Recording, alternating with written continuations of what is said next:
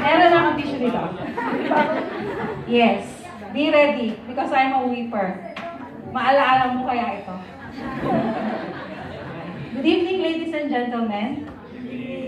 Wala akong quote, unang-una. Pero take note, CPA aspirants, walnuts and almonds. Something in common. Struggles to become a CPA. Perhaps, masasabi ko na yung struggle ko as a CPA, it started when I was about to embark on my college days. Kasi my dream is to become a doctor. But unfortunately, if your family is having an income of less than 20,000, you can do the arithmetic. Yes, you can do the math. Hindi ako pwede talagang mag-aral ng pagka-doktor. But sabi ng nanay ko, mag-take ka ng accountancy. Kasi pag accountant kinuha mo, kahit saan ka pumuntang company, may accountant lagi. So madali ka makakahanap ng trabaho. So thankfully, I thank God dahil He allowed me to love the course itself, and I finished my degree. And after 3 years ko sa Pilipinas, I am very thankful sa family ko, sa relatives ko na nandito ngayon for bringing me here in UAE. And because of them, and because of me being here in UAE, there are so many opportunities na nagbukas para sa akin. And because of that, I managed to help my family back at home. So after more than 10 years, you could say, because that time when I asked my mom before I left the Philippines that I will take the exam, since nasa probinsya ako, so kailangan kong mag-review and all, so wala na namang panggastos, so na-set aside na naman siya. So I concentrated myself in helping them, and I thank the Lord for guiding me, syempre. And when finally, naramdaman ko yung, na at least na-settle yung family ko and all, so I decided to pursue my license. It was late 2015 when I also went to the Philippine Embassy to ask about the SPLE board exam. And unfortunately, at the early year of 2016, my dad passed away.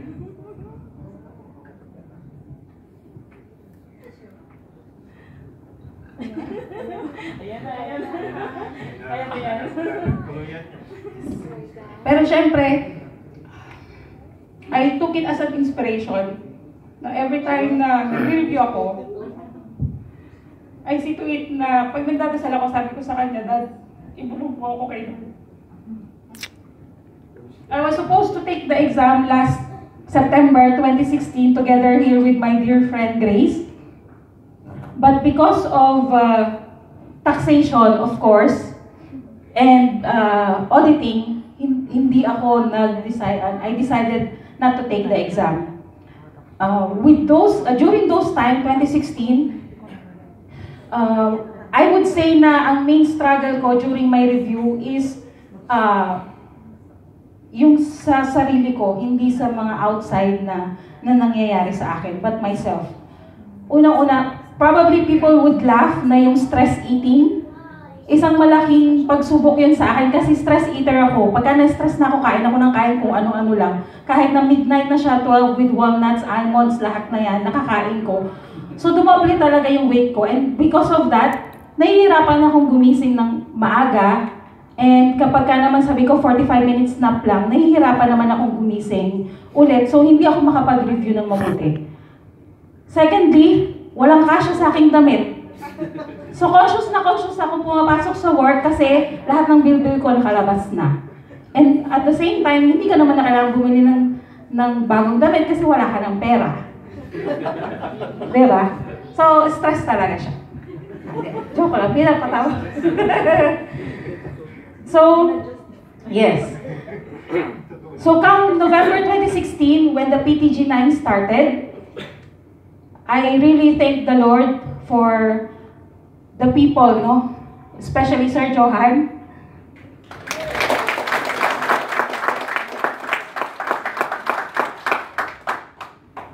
I truly believe that The people, sabi nga ni Sir Johan, no? Pray that all the circumstances in your life will favor you.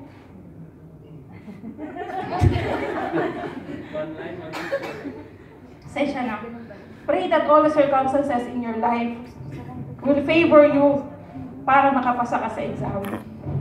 It was 2016 when we shifted in our home. Yung nakuha naming bahay is malapit sa simbahan. I took it as God's sign para at least mas malapit ako sa Kanya, mas madaling magsimba. Second thing, from Miss D. Miss D, nasan ka? Sabi ni Miss D, work hard and pray harder. Lahat yung dalawa na yan tumimo sa isip ko. And lastly, procrastinating is a killer of time. Sa tuwing tinatamad ako talaga na mag-review, lagi ko naiisip yon na kapag yung oras lumipas na, hindi ko na siya maibabalik ulit. Mas mainam na mag-cram ako early at the early stage of my review kesa naman mangyari sa akin yung nangyari sa akin before na August na, hindi ko pa maintindihan yung taxation. Hindi ko pa siya nababasa. So every time na tinatamad ako, I'm telling myself, sayang ang oras. No? Procrastinating is a killer of time. And then after during the exam, nabasa ko din laging pinahabili ni Sir Johan, matulog kayo ng maaga because the exam is in the morning. Kailangan gising yung diwa nyo sa umaga at natutulog kayo sa gabi. Although hirap na hirap kami, although hirap na hirap ako na matulog at that time, I thank the Lord for giving me a wonderful husband. Oh, that's me. That's me. Thank you. Sabi nga ng mga friends ko, best supporting husband nga daw siya. Yes. At kahit ngayon sa Pico family, medyo nai-introduce siya na ng konti-konti. At nagiging active na siya as punta dito, punta doon, punta dito, punta doon. Actually, even in organizing this activity, siya yung nagdala ng banner dito, siya yung nagdala ng mug, siya yung nagdala ng invitation, ako nasa salon.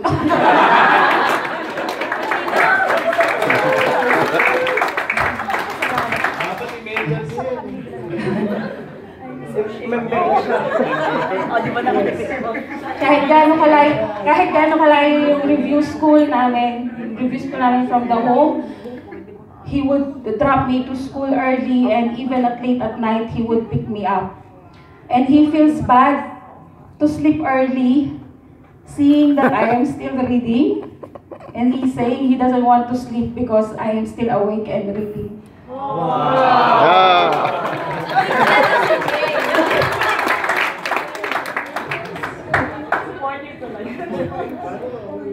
He would be cooking, he would be washing, he would be cleaning the house, he would be ironing clothes for me just to have enough time to study. Kaya sabi ko sa sarili ko talaga, pag hindi ako nakapasa, sarili ko lang talaga yung kalaban ko because God had favored me with so much. God had favored me with so much.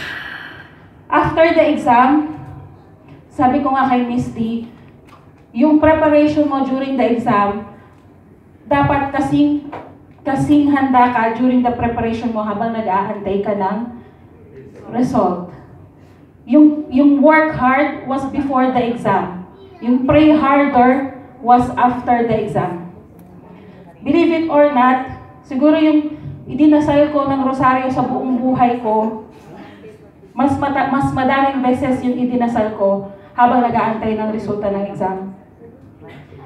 Kapag yung resulta sabi, delay daw siya, October 16, October 1, 2, 3, lilitaw ang exam, ay yung resulta. Hindi siya dumating. October 15, 16, lilitaw na daw yung resulta, hindi pa rin. Sinasabi ko sa sarili ko, Lord, siguro po kulang pa yung dasal ko, kaya hindi mo pa nilalabas yung resulta ng exam. So, almost every day, siguro sa buong October, na-miss ko mga 4 or 5 times, 5 days, habang sa pagdarasal. And you won't believe it na pareho kami ng naging inhibition ni Roxanne na we were closing our eyes and while we were praying, nakita niya yung pangalan niya in the bold letters kung paano siya lumabas sa resulta sa exam, and I had the same. Kaya the next day after ng exam, talagang kinikilabutan ako kasi pareho kami nang nakita. Yes. And I dreamed that I passed the exam. So ayan, dapat mapamanaginip kayo dun sa exam.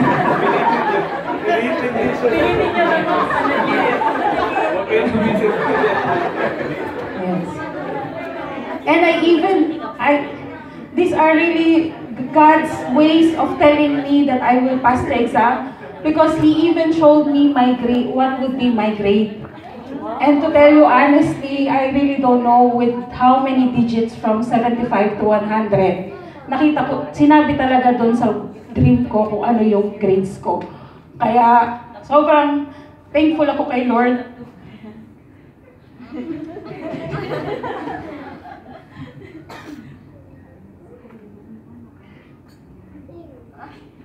Sobrang thankful ako talaga kay Lord sa lahat ng miracles na pinakita niyo sa akin habang nag-aantay ako ng exam, ng resulta.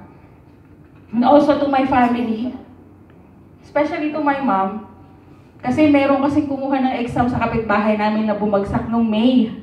So, syempre nauworry siya sa akin.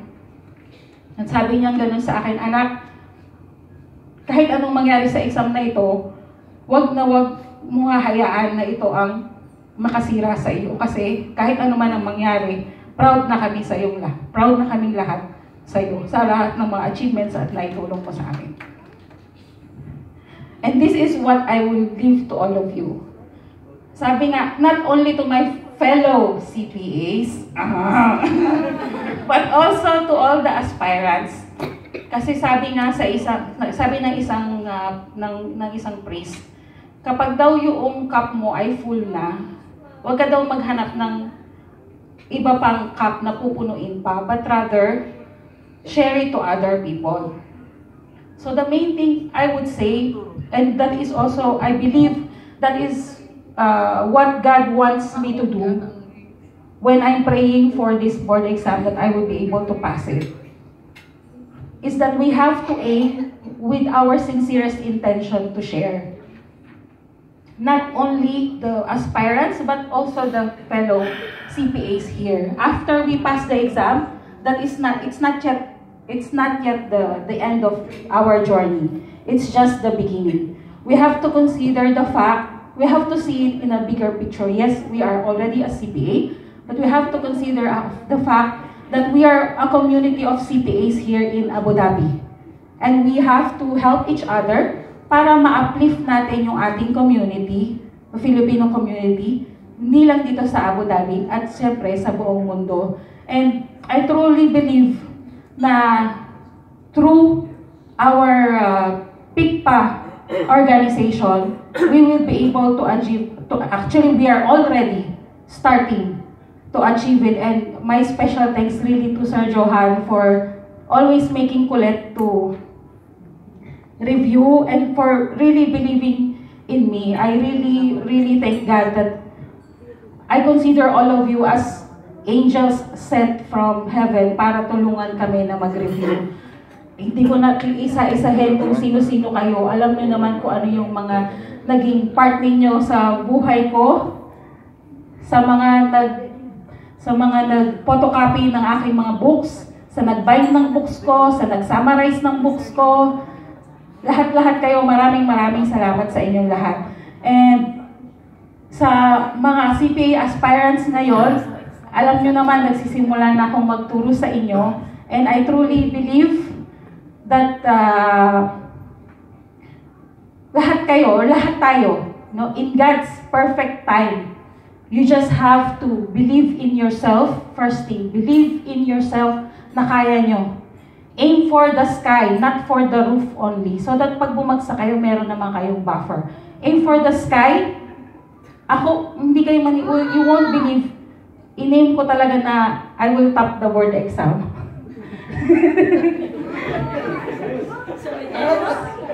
In-aim ko talaga kasi bakit ko i-aano yung sarili ko na hanggang dito lang yung kaya ko. No, huwag niyo munang huwag nyo munang harangan yung kakayahan ng sarili ninyo. I-push nyo pa yung sarili nyo. Aim to top the board exam. At least kapag andito lang, pasado lang yung makukuha nyo, di ba?